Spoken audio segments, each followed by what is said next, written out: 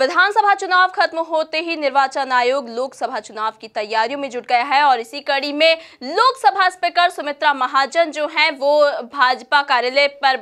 बैठक में पहुंची हैं और उन्होंने अपना 2019 का लोकसभा चुनाव लड़ने का संकेत दे दिया है। जी हां, जैसा कि आपको बता दें कि लोकसभा स्पीकर सुमित्रा महाजन ने दीनदयाल भवन पहुंचकर 2 दिन पहले चुनाव लड़ने के संकेत दे दिए हैं और हमारे संवाददाता संदीप इस वक्त हमसे जुड़े हुए हैं। संदीप, बताइए कि जो सुमित्रा महाजन ने अगला चुनाव लड़ने के संकेत दिए हैं, लोकसभा चुनाव लड़ने के संकेत दिए हैं, तो इस वक्त बेहद अग्नि परीक्षा है बीजेपी के लिए केंद्र में। तो क्या रोड मैप तैयार किया है बीजेपी ने अपने चुनाव लड़ने को लेकर?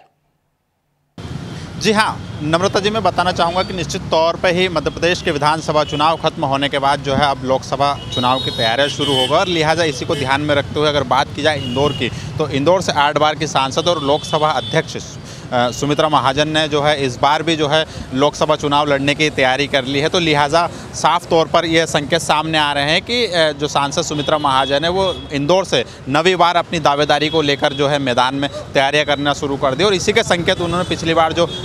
2 दिन पहले जो भाजपा कार्यालय में मीटिंग हुई थी और उस मीटिंग में पहुँचकर उन्होंने सक्रियता दिखाकर इस तरह की संकेत दे दिए थे कि वो मिशन 2019 में यानी कि इंदौर से लोकसभा चुनाव के लिए दावेदारी करेंगे और एक बार फिर यानी कि यहाँ पर जीत के साथ यानी कि 9वीं बार जीतने के साथ ही इतिहास के पन्नों में जो है अपना रिकॉर्ड दर्ज करवाएंगे। यानी कि साफ तौर पर यहाँ पर है कि सुमित्रा महाजन के नाम पर जो है लोकसभा चुनाव जीतने का जो है एक रिकॉर्ड अनूठा रिकॉर्ड है और वो एक ऐसी महिला है जिन्होंने लगातार 8 बार लोकसभा का चुनाव जीता है और वहीं जो है अब जो है देश के जो है एक संवैधानिक पद कहा जाता है यानी कि लोकसभा की गद्दी पर बैठी हुई है और वहाँ पर जो है इंदौर का नेतृत्व कर रही है। ऐसा में एक बार फिर यहाँ पर मैं बताना चाहूँगा कि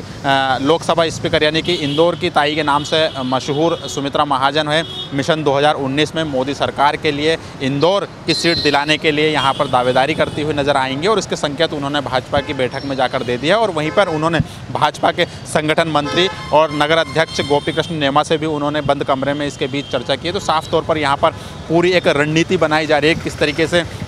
सुमित्रा महाजन लोकसभा का 2019 का चुनाव लड़ेंगे और इसके लिए जो है कई सामाजिक संगठनों से भी बात की जा रही है और साथ ही साथ मैं यहाँ पर बताना चाहूँगा कि पूरा मंडल और वार्ड स्तर की बैठकों को लेकर भी रोड मैप तैयार किया जाएगा। साफ तौर पर यहाँ पर जो है लोकसभा स्पीकर जो है सुमित्रा महाजन 9वीं बार इंदौर से मिशन 2019 में चुनाव लड़ते हुए देखी जा सकती है।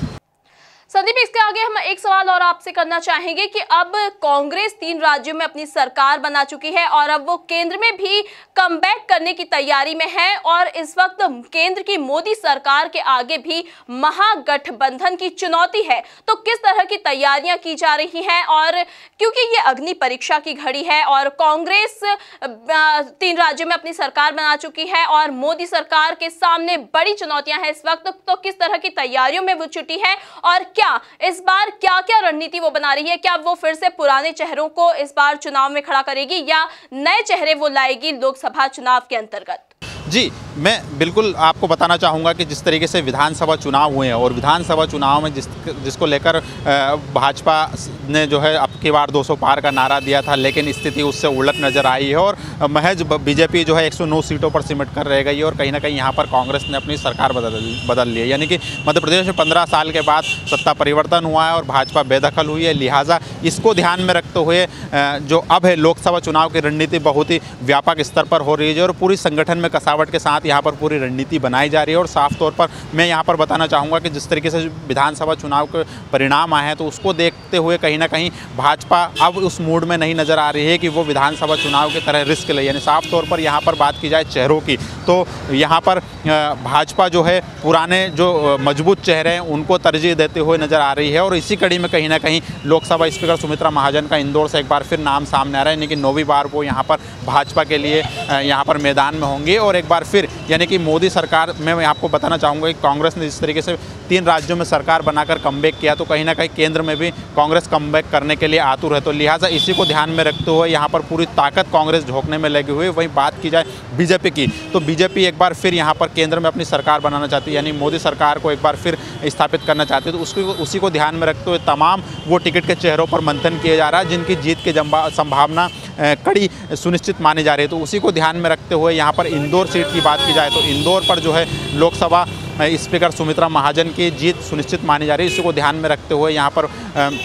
इस तरह के संकेत मिल रहे हैं कि पार्टी के आलाकमान जो है सुमित्रा महाजन पर एक बार फिर विश्वास करते हुए उनको टिकट दे सकती है और सुमित्रा महाजन लगातार 9वीं बार यहाँ पर जीत के साथ एक बड़ा ऐतिहासिक यहाँ पर इतिहास यानी कीर्तिमान रचते हुए भी नजर आएगी। तो बहुत सूझबूझ और संयम से काम लेना होगा दोनों ही पार्टियों को, क्योंकि जहां बीजेपी का राज था वक्त वहां पर कांग्रेस की सत्ता काबिज हो चुकी है। मध्य प्रदेश में कांग्रेस की सत्ता काबिज हो चुकी है, वहीं छत्तीसगढ़ में और राजस्थान में भी कांग्रेस की सत्ता काबिज हो चुकी है। लेकिन अब केंद्र में जब लोकसभा चुनाव का वक्त आया है तो इस वक्त मोदी सरकार के लिए अग्नि परीक्षा की घड़ी आ गई है और वहीं कांग्रेस भी कमबैक करने की तैयारी में जुटी है। और इसी लोकसभा चुनाव को लेकर और क्या-क्या रणनीतियां सामने आती हैं कांग्रेस पार्टी की, बीजेपी पार्टी की, ये लगातार सारी ताजा जानकारी हम आप तक पहुंचाते रहेंगे। ताजा तरीन खबरों के लिए आप बने रहिए हमारे साथ, देखते रहिए एमपी न्यूज। नमस्कार।